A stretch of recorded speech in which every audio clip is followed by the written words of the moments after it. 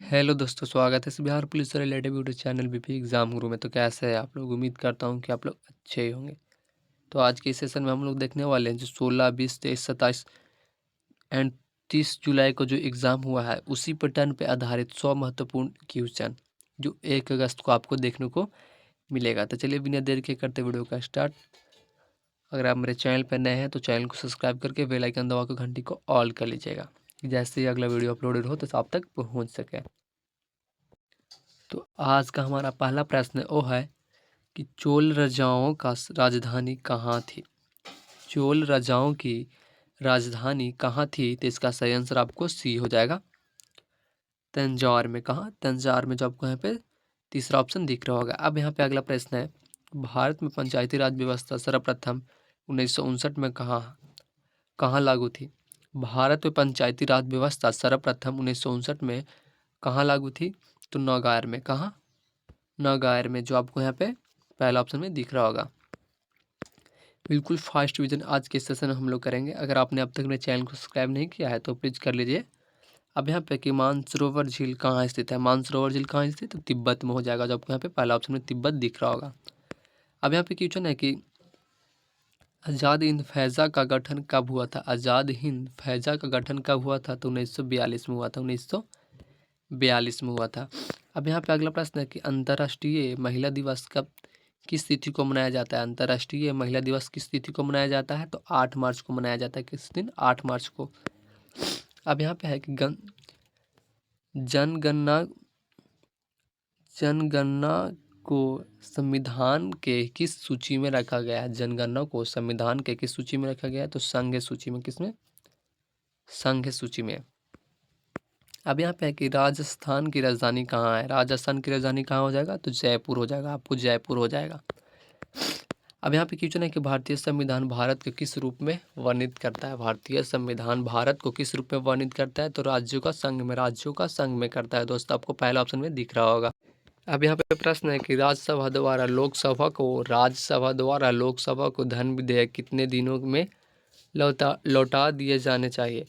राज्यसभा द्वारा लोकसभा को धन विधेयक कितने दिनों में लौटा देना चाहिए? तो 14 दिनों में। कितने दिनों में? 14 दिनों में लौटा देना चाहिए। अब यहाँ पे प्रश्न है कि शिक्षा को किस सूची में रखा गया है? शिक्षा को किस सूची में रखा गया है? तो समावर्ती सूची में रखा गया है। समावर्ती सूची में रखा गया है। अब यहाँ पे क्वेश्चन है कि राजस्थान के विधानसभा में सदस्यों की संख्या कितनी होती है? राजस्थान के विधानसभा में सदस्यों की संख्या कितनी होती है? तो 200 होते हैं। कितनी होती है? 200 होती है, जो आपको यहाँ पे चौथा ऑप्शन में दिख रहा होगा, 200। अब यहाँ पे प्रश्न है कि मछलियों के एकीकृत तेल में किस विटामिन की प्रचुरता होती है? मछलियों के एकीकृत तेल में किस विटामिन की प्रचुरता होती है? तो विटामिन डी होती है। आपको यहाँ पे पहला ऑप्शन में दिख रहा होगा। अगर आप लोग को इस क्लास का PDF चाहिए तो टेलीग्राम की लिंक इस वीडियो को डिस्क्रिप्शन में दिया हुआ, वहाँ जाकर आप लोग टेलीग्राम ज्वाइन कर सकते हैं। और नहीं तो मेरा नंबर है 9102413761। इस पर आप लोग व्हाट्सएप पे कॉन्टैक्ट कीजिए। व्हाट्सएप पे आप लोग कॉन्टैक्ट कीजिए, आपको PDF प्रोवाइड करा दीजिएगा। इस क्लास का आप लोग स्क्रीनशॉट करके भेज दीजिएगा व्हाट्सएप पे कि कौन सी क्लास का PDF चाहिए, आपको प्रोवाइड करवा दिया जाएगा। चलिए देखते हैं अब अगला प्रश्न। अगला प्रश्न है कि थार मरुस्थल कहाँ स्थित है? तो राजस्थान में हो जाएगा। आपको थार मरुस्थल कहाँ स्थित है? राजस्थान में हो जाएगा आपको। अब यहाँ पे कि राजस्थान के गांधी किसे कहा जाता है? राजस्थान के गांधी किसे कहा जाता है? तो गोकुल भाई भट्ट को कहा जाता है। गोकुल भाई भट्ट को कहा जाता है आपको। अब यहाँ पे है लाफिंग गैस किसे कहा जाता है? लाफिंग गैस किसे कहा जाता है? तो नाइट्रेट्स ऑक्साइड को कहा जाता है।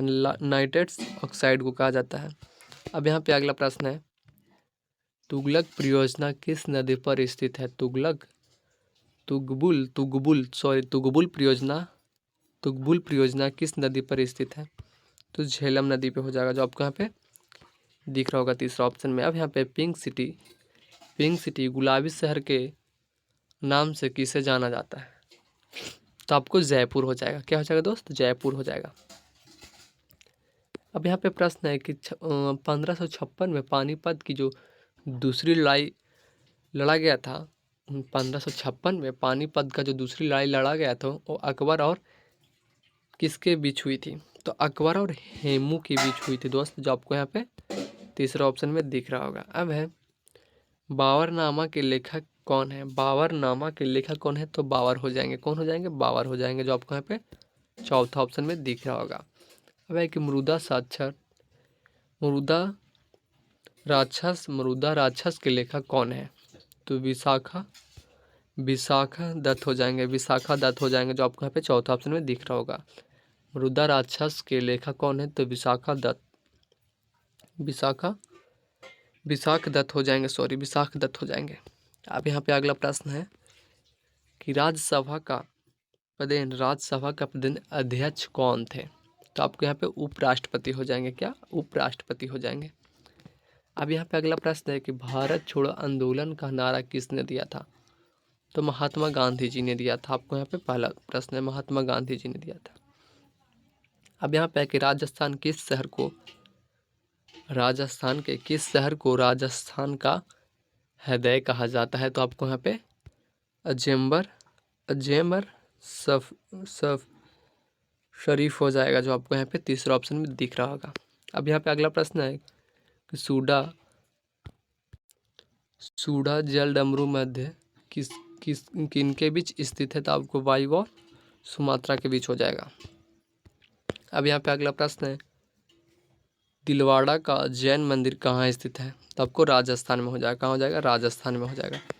अब यहाँ पे प्रश्न है कि अंतिम मुगल बादशाह कौन था? अंतिम मुगल बादशाह कौन था? तो बहादुर शाह जफर द्वितीय हो जाएगा। बहादुर शाह जफर द्वितीय हो जाएगा। अब यहाँ पे अगला प्रश्न है एंजाइम मूल रूप से क्या होता है? एंजाइम मूल रूप से क्या होता है? तो प्रोटीन आपका हो जाएगा। एंजाइम मूल रूप से क्या होगा? तो प्रोटीन हो जाएगा। अब यहाँ पे है कि विश्व स्वास्थ्य दिवस किस तिथि को मनाया जाता है? तो 7 अप्रैल को मनाया जाता है दोस्त, 7 अप्रैल को मनाया जाता है।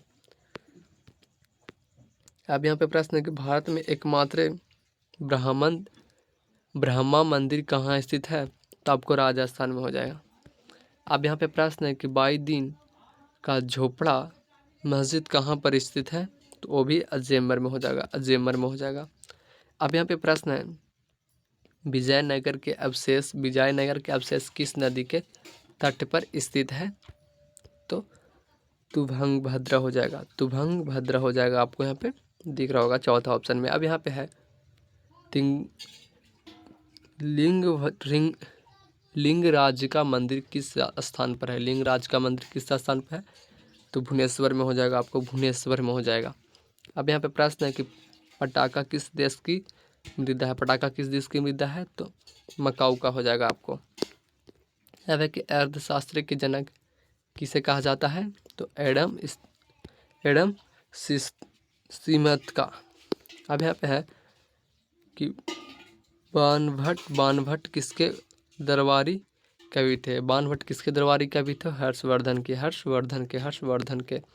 अब यहाँ पे है कि विजय स्तंभ कहाँ पर स्थित है? विजय स्तंभ कहाँ पर स्थित? चित्तौड़गढ़ में। अब है कि पोखरण में प्रथम बार परमाणु परीक्षण कब किया गया? तो आपको यहाँ पे 18 मई 1974 को हो जाएगा। अब यहाँ पे प्रश्न है राष्ट्रीय आय का आंकलन कौन करता है? राष्ट्रीय आय का आंकलन कौन करता है? केंद्रीय संख्याएं संगठन करता है। अब यहाँ पे प्रश्न है भारत में पहली बार सोने के सिक्के किसने जारी किए? तो कुषाणों ने। अब है कि रोम शहर किस नदी के तट पर स्थित है? टाइगर नदी पे। अब यहाँ पे है कि दक्षिण अमेरिका में चरागाह को क्या कहा जाता है? तो आपको यहाँ पे पम्पास हो जाएगा। अब में पे राज्यसभा में मनोनीत सदस्यों की अधिकतम संख्या कितनी होगी? तो 12 हो जाएगा। 12 हो जाएगा आपको यहाँ पे।